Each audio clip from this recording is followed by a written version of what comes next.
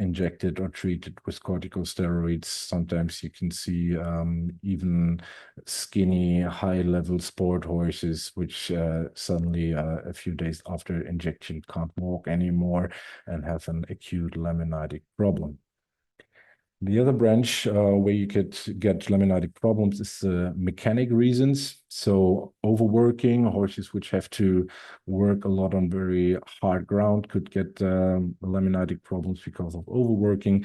Inappropriate shoeing is for sure maybe not the cause for the laminitis, but it for sure can trigger and worsen all the situation.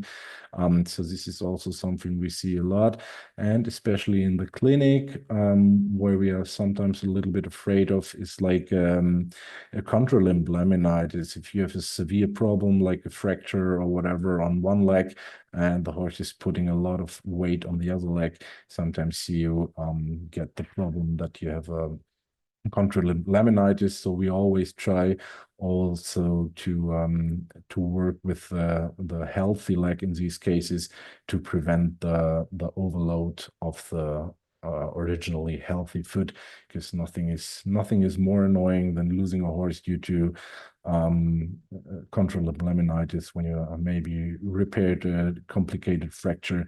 The surgery went quite well, and then the hunt, and then you have to euthanize the horse because of contralimb laminitis. So this is also something you always have to think about. The different phases of a laminitic horse. So normally it starts with a prodromal phase. So you just have none or unspecific symptoms. Most of the clients don't even recognize that this might be a beginning of a laminitis. So the horses are not willing to move. Sometimes they are still riding them and they just have the feeling that the horse is not going so much forward anymore. You get unspecific lameness, maybe most of the time on both front legs, but we normally do not get these horses presented at the clinic because the owners normally don't even realize that the horse is sliding into an acute laminitis. The horses we see a lot is the horses in the acute phase of laminitis. This is the horses with severe pain in the foot, mainly in the front foot. They've got this typical movement like rolling over the palmar part of the foot, like standing with the front legs far in the front, trying to put more weight on the hind legs. They've got the digital pulsation you can feel. The feet are warm. So this is for sure the phase where we see the horses most common presented in the clinic. From there, then they started to a chronic unstable phase. So that's a point where you get radiological findings, where we will talk a lot about today as well. So most of the horses we see might have slided into that phase again, or maybe stuck in between. And then they go into a chronic stable phase. So the inflammation is more or less gone in that stage. We've got a deformation of the hoof and of the hoof capsula. But these horses are often not that painful anymore. And sometimes we're wondering, if we see the X-ray, how the horse is able to walk on feet like that, which for sure had a bad history of laminitis, but in that stage, then they're stable. So then we've got the red arrow I just put in there to show that, of course, if you're in a chronic stable phase, it doesn't mean the horses have to stay there. Of course, if you've got a new trigger factor, the horses can always slide back into an acute phase, get the next episode of laminitis. So it's not that when you reach stage 4, then everything is good. No, of course, the way back to an acute phase is always possible. So if we look at the changes we then see at the X-rays, there are 3 main possibilities of changes, or 3 most common possibilities of changes you can diagnose on your X-rays. And the first and most common thing you see is a rotation of the coffin bone or the capsula. So there's a lot of discussion about the terminology. Is it the capsula that's rotating, or is it the coffin bone that's rotating? In the end, they don't fit together anymore. It doesn't matter which one is rotating. So in the end, the dorsal lamellae structure is destroyed. So the connection between the bone and the hoof capsula is not in position anymore. It's not holding anymore. So the capsula is pushed upwards on the dorsal side. And on the palmar or plantar side, you've got still the pulling of the DDFT. So normally in a healthy horse, the pulling of the DDFT is equally with the attachment in the front. So if the DDFT is pulling, the leg is bending, but not the bone is separating from the capsula. But if the dorsal lamellae is destroyed, still the DDFT is doing what it did before. It's still pulling. So in every step the horse is making, the DDFT is pulling on the bone and is separating the bone and the lamellae structure on the dorsal side more and more. This is for sure the type of laminitis we see the most, but luckily it is also the easiest to cure this type of laminitis. So if you look at the X-ray, that's quite a typical X-ray for a laminitic horse. I just put in the arrows like on the other side as well. The tip of P3 is going more and more direction of the sole. The capsula is pushing more and more upwards. Because the connection is gone here, the DDFT is still pulling. So, and if you still have some sole under the bone, okay, but if you come to the point that the bone is sticking out at the solar area, then for sure the treatment is way more difficult.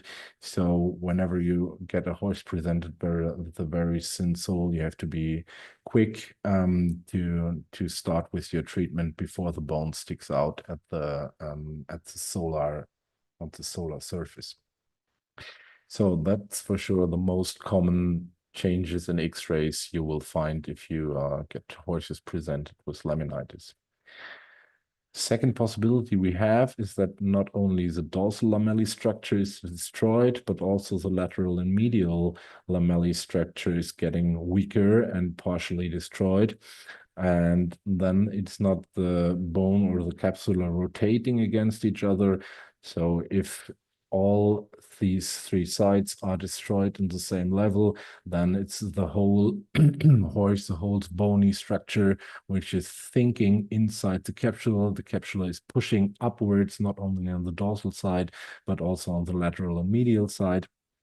Normally, if you see that on the front foot, you've got more pressure on the medial side, and on the hind foot, you normally have more pressure on the lateral side.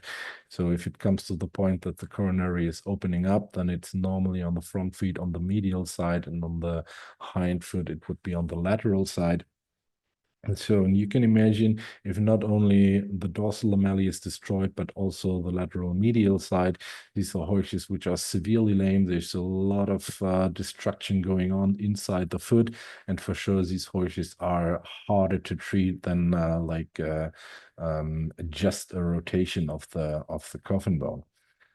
If you look at the fitting X-ray to a horse which is a thinker, you can see that there's no rotation visible. So the dorsal surface of the capsula is more or less parallel to the dorsal surface of the bone. But what you could see is that the so-called founder distance, so the distance between the coronary band and the processus extensorius of the coffin bone, is getting bigger and bigger. So these horses sometimes get diagnosed wrong because especially the more unexperienced vet, they just have a look at the X-ray, say it can't be laminitic because it is parallel. For sure it's not. If the dorsal wall is that thick and the founder distance is that big and the sole is that thin, you can be pretty sure that you have a laminitic case, even if there's no rotation on the X-ray visible. So, and then we've got the third possibility of bone changes that could happen if the destruction is more on the medial or lateral side. Then you can have a medial or lateral thinker. So you can see that the capsula just on the side where the lamellae structure is destroyed is pushing upwards and the bone is thinking downwards here. So luckily, we don't see these horses too often, because if you have a look at the literature how to treat these horses, the only thing that's standing there is medial or lateral thinkers are more difficult to treat than rotation. There's not even a good idea how to treat these horses in most of the books.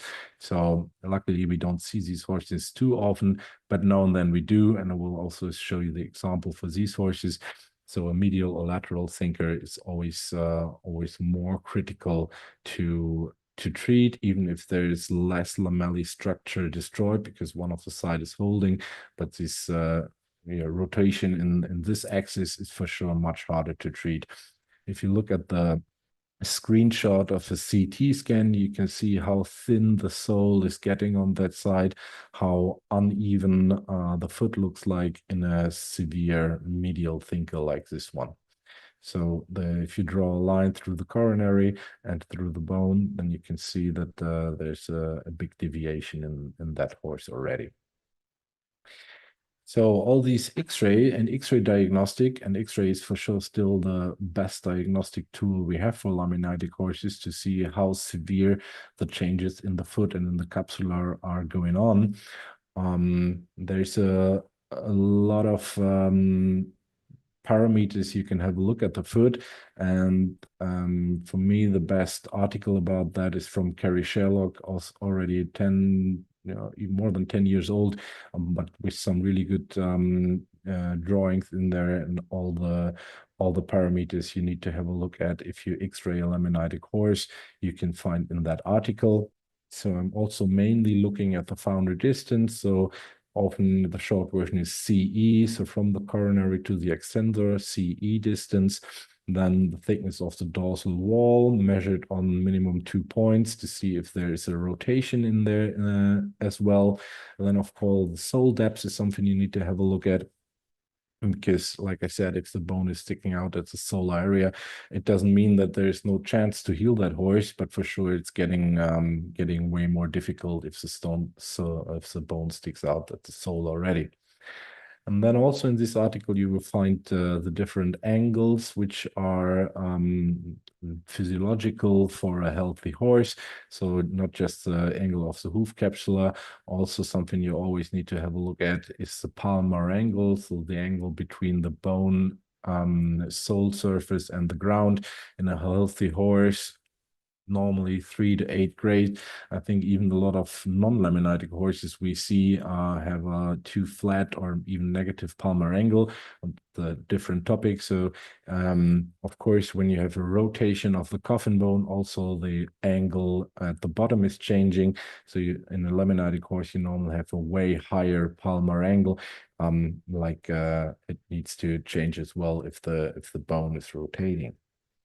So like you can imagine, if you just have these angles and numbers, depending on the size and the breed of the horse, there's a big variation in these parameters.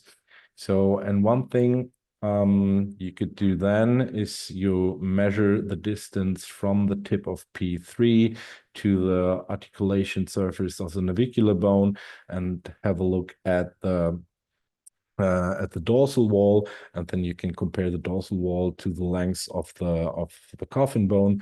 We will have a look at that and some example in the X-rays later. So, and it should be not more than 30% of the length of the coffin bone should be the thickness of the dorsal wall. Otherwise, you can also think that there's some distracted lamellae, and if you use this measurement, you're a little bit more away from these very wide parameters for different sizes of horses and different breeds. So if we look at the example X-rays for that, we saw that picture in the beginning already, a classically rotated coffin bone. So we're far away from a parallel line from the dorsal part of the bone to the hoof capsula. The palmar angle is probably 25, even 30 degrees, not like the 8 degrees, which would be in a healthy horse.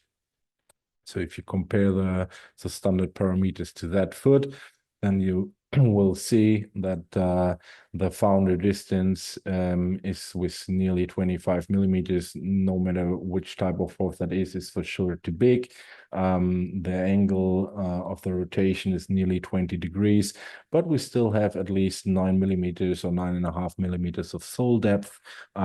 So still some place to work and to trim the foot in a correct position. And if you have an X-ray like that, your diagnosis is quite easy. If you have a clear rotation, everybody can see and everybody can measure, then it's quite easy for us to say this is a chronic laminitic foot. But not all horses we get presented have these clearly X-ray findings. If you look at that X-ray, for example, so if you don't see too many X-rays of laminitic horses, you could say, maybe it's just freshly trimmed. Maybe the sole depth is just because the farrier did cut a little bit too deep, so there's no rotation visible. What we did here, by the way, is that we just put a small metal plate on the dorsal wall of the hoof, which ends at the coronary band, because sometimes on an X-ray, it's a little hard to find where exactly the coronary band ends. So if you just put a small metal plate, or you can also use barium sulfate or whatever is visible on the X-rays. If you put that on the front of the hoof, you can exactly see what is the angle of the foot, and you can also exactly see where the coronary in that horse is. So if we use our measurements in that horse, for example, we've got a founder distance of 14 millimeters, which is still in the normal range. You can see 7 millimeters of sole depth, no severe rotation. This is more or less parallel. So it's not too easy to diagnose a horse with an X-ray like that.